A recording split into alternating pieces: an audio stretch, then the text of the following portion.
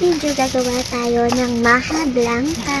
Dahil nag-crave nga ako ng maha blanca, ito ngayon ay sinipagan akong magluto. At ayun na, ay meron tayo ditong corn flour. 2 cup pala ang nilagay ko dyan sa ating bowl. Ayun. Matagal nga kasi parang lumilipad yung lumilipad yung corn flour na ito. Ayun. Kaya dahan-dahan lang tayong maglagay. Ang gamit ko palang cup is 1/2. So, 4 ang nilagay ko. Kasi 2 cup nga ang ilalagay natin. Ayun nga guys. Ginawa ko nga yan pagkatapos ng trabaho namin. Dahil nagatid pa nga kami sa mga alaga namin. Tapos nang nakakain na yung mga alaga namin at nakakain na rin kami ng pananghalian, saka ko ginawa dahil wala ng tao sa kusina nila. Ayun. Yun nga guys, nalagay ko na nga ang 2 cup ng corn flour na matagal na nga itong corn flour na to. At sunod na nilagay natin ay 1/2 cup ng milk at 1/2 cup ng water. Ang nilagay ko pala na water at milk, malamig siya. Nasa room temperature lang po siya. Hindi pwede mainit kasi magbuo-buo yung ating corn flour. Ayun nga guys, minix-mix ko na nga guys para mag-dissolve na ang corn flour. Ayun. Super na. Alam nyo ba guys na nakuha ko lang yung recipe na to sa kakapanood ko lang sa YouTube at saka natatakam talaga akong kumain ngayon kasi tagal na kasi minsan lang kasi kami magluto dito kasi nga hindi amin ang kusina. Ayun nga guys, tapos ko na nga i-mix-mix yung corn flour at ilagay na nga natin sa gilid kasi ito na naman ang dilagay natin. Kumuha ako dyan ng malinis na kaserola at binuksan ko na nga yung coconut milk na 1 can.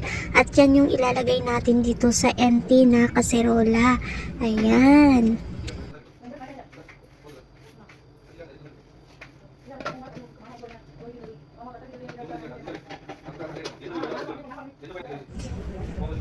So, natapos ko na nga ilagay yung coconut milk. Pangalawang nilagay ko yung gatas na tinimpla ko. At ang pangatlo ay ang corn, whole corn. Ayun, yung mais.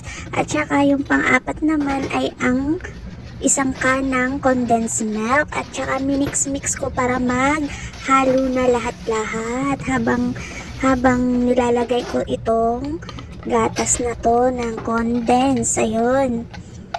Super na-excite talaga ako dyan. Tapos ang last na nilagay ko pala ay ang curry at saka yung cheese para maging creamy at cheesy yung ating maha blanca. Ayun nga guys, nag-start na rin akong ilagay dito sa kalan at pinalagyan ko na nga ng apoy ng mahinang-mahina lang at i-wait natin hanggang kumulo itong gata natin. Pag kumulo na itong gata natin, ayan na nga, habang ganito na po ang ating gata, pwede na nating ilagay yung minix natin na corn flour. Ayun nga guys, minimix-mix ko kasi medyo nagbubuo-buo. At saka dahan-dahan po nating ilagay ang corn flour at dapat mahina lang po ang apoy natin.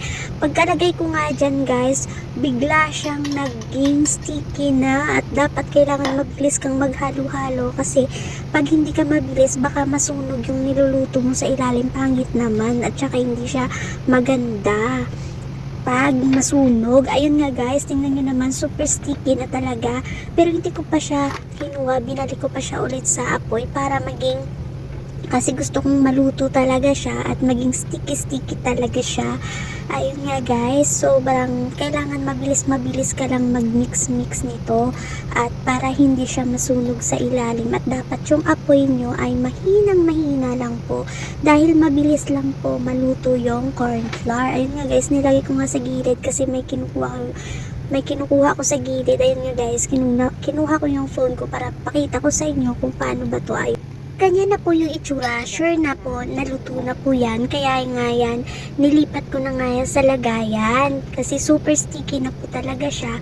At dumidikit na talaga dyan sa ibig sabihin, luto na po yan.